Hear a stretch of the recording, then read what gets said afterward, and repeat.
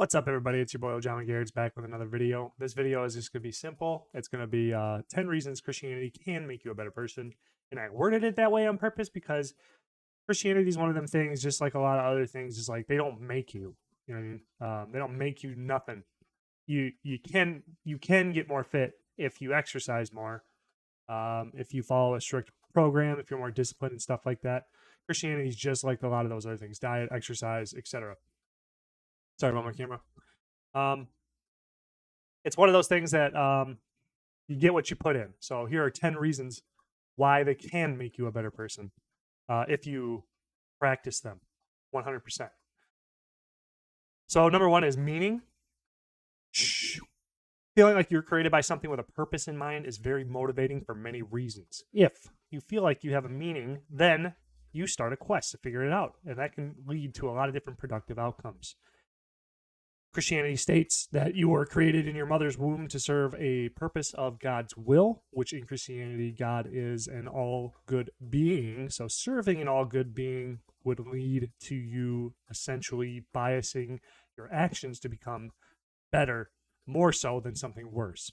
Number two is Christianity's emphasis on continual improvement. So in the Bible, there's a theme of constantly showing that humans are lacking. This leads a lot of people I know to self-worth, like low self-worth, and feeling like trash and having low self-esteem. And a lot of people look at that as a bad thing, but I inversely think it is a very good thing, because when I think, wow, I'm a piece of shit, wow, I'm trash, um, the next logical step is like how, by admitting that, how do you fix that? And that's why I think it's such a value. But the second half of Christianity too is people like to forget this part when they're complaining about Christianity making people feel bad, is that Christianity has a call to become better people. So this would lead you to more than likely become a better person. Number three is shunning evil. I know there's a lot of contention to the Christian's definition of evil and how that makes people feel, but I'm not talking specifically about those things.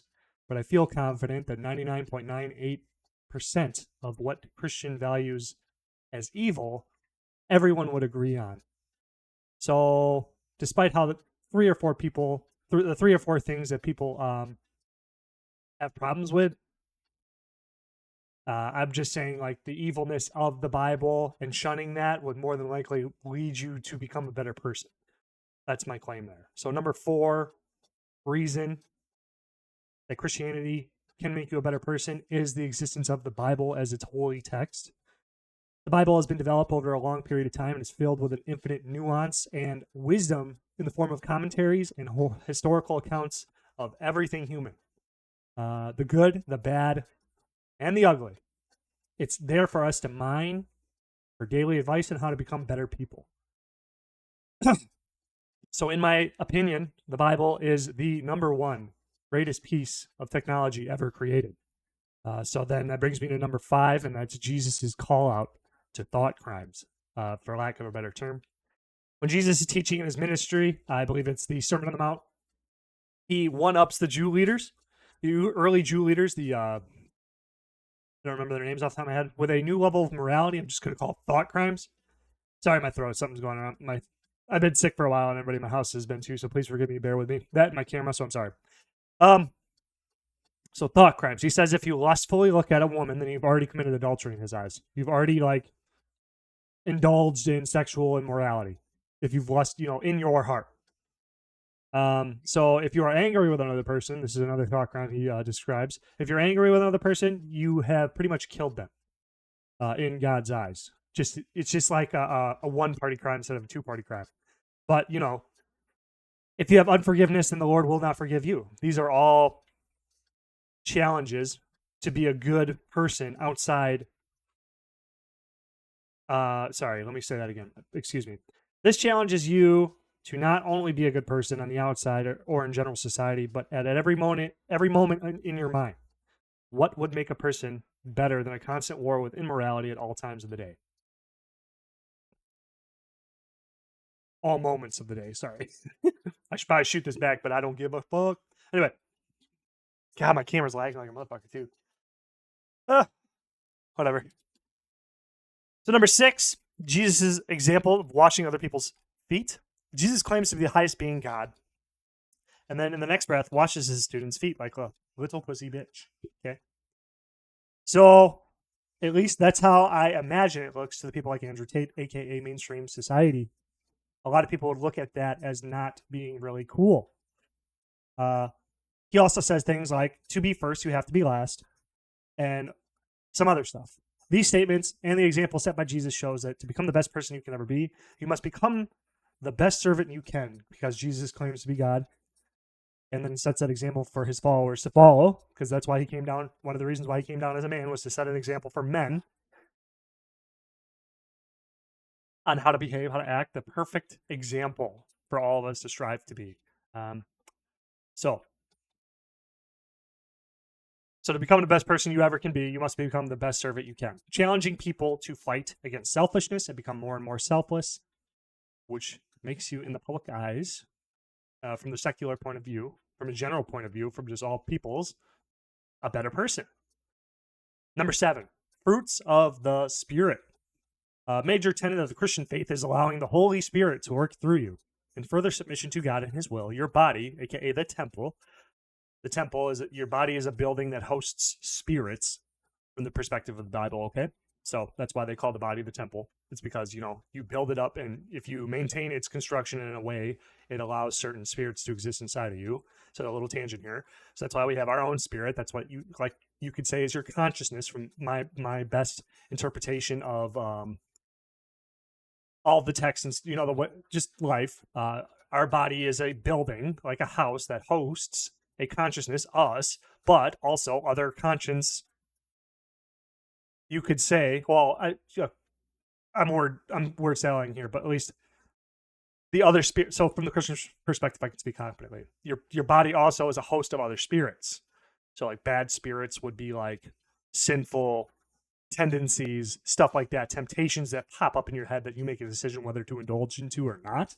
And then vice versa, the Holy Spirit would be like, that's why we have the, I think a good way to represent that is the angel on your shoulder and the devil on the other shoulder. And then it's just a constant struggle for the control of your will, your temple, your building, your machine. Okay. So that was a fun little tangent, but let's get back on track. So a major tenet of the Christian faith is allowing the Holy Spirit to work through you. I'm starting over.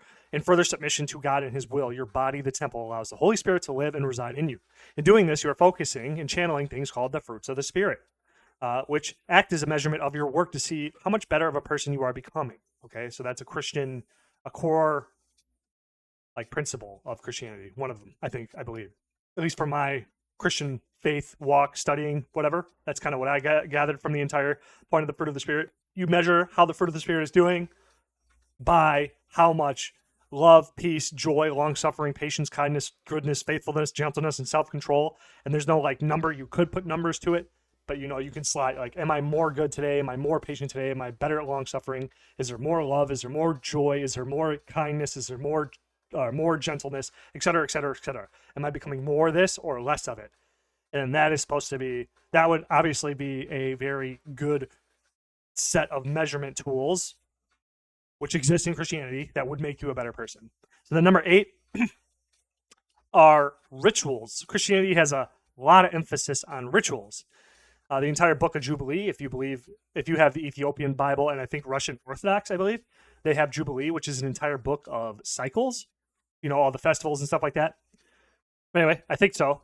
Don't quote me there. I only just heard about it recently, but it was a fun little fun fact. But yeah, Jubilee would be rituals, but then Catholicism, Orthodoxy, every denomination of Christianity and every serious religion even has rituals, just in saying so. But I'm just saying Christianity has it as well, so that's why it's in my list. Christianity has a lot of emphasis on rituals like going to church, prayer, etc., which reinforce behaviors many would consider good. Through church, you are coming together to learn, grow, and hold each other accountable by behaving a certain way in the open. For instance, the church ritual leads you to becoming a better person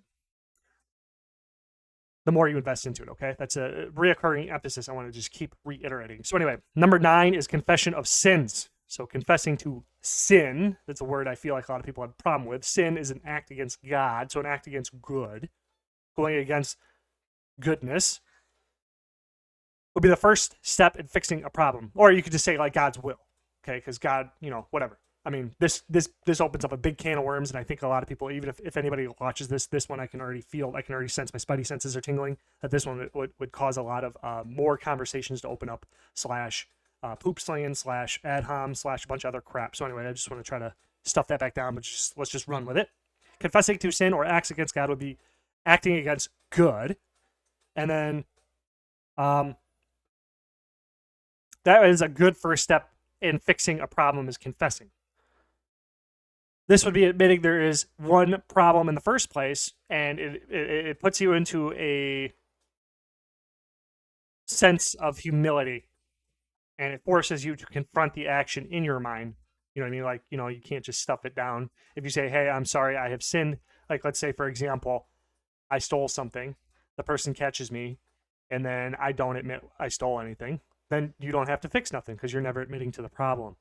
You can get tossed in jail and stuff like that, but to you and your own personal conscience, if you never think because you think you deserved it, like that person, you did things for them, so then you're going to take from them to repay whatever justification you can make in your head. If it's not a problem, you're not going to fix it. But in confession of sins, and then the entire book of sin, like list of sins, whatever, if you never admit it, you have nothing to fix. But if you are confessing sins, like thinking, judging yourself constantly, now you are in a position of humility to be able to fix potential problems or problems definitively. You know what I mean? Like, there's a big nuance here. And then that would lead you to becoming a better person. Okay, so number 10, this is the one I wanted to leave at the end because I thought it'd be most fun to have a tangent about. I want to have the tangent more at the end. As you can see, I was more tangential. I think that's a word. I think I just made it up maybe. I have a lot more tangents towards the ends of my videos, I've noticed. But I wanted to keep that towards the end since most people won't be here anyway. But since I got you hooked, subscribe. Anyway.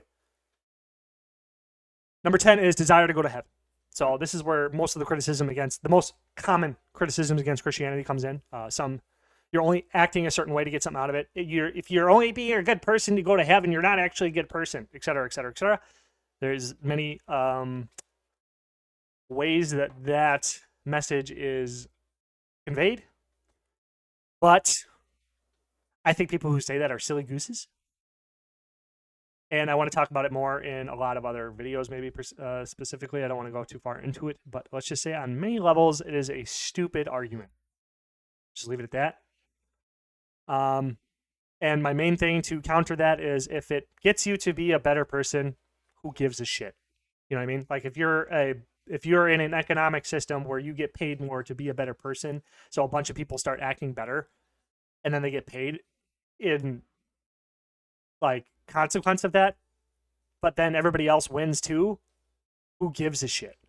Why would that matter? It's like the most like holier than thou, and it's always people who, okay, I want to speak carefully here because I don't want to like talk shit about a group of people that mean it or that aren't meaning it.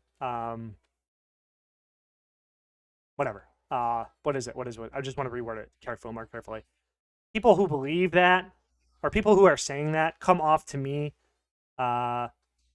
from they're trying to like take a moral high ground against Christians, and they end up sounding like fucking idiots. Anyway, like the people who hate Christians because they think they're better, they say that they think they're better than everybody, or tend to be the people who think that they're better than everybody. And I'll just leave it at that. So there's 10 reasons Christianity can make you a better person. I just want to reiterate at the end of this, it is one of those things that it will change you if you invest more into it for the better 10 out of 10 times. I want to say that. The more you put into it, the more you put into it, the Christian faith, the Christian life, you will become a better person. Yeah, that's it. Cool. And there's 10 reasons. Hell yeah. I'll make another video, whatever. Do some more talking head shit. See you later. Thanks, everybody. Comments down below. Subscribe, share, do all that good stuff. Thank you very much. Have a nice day.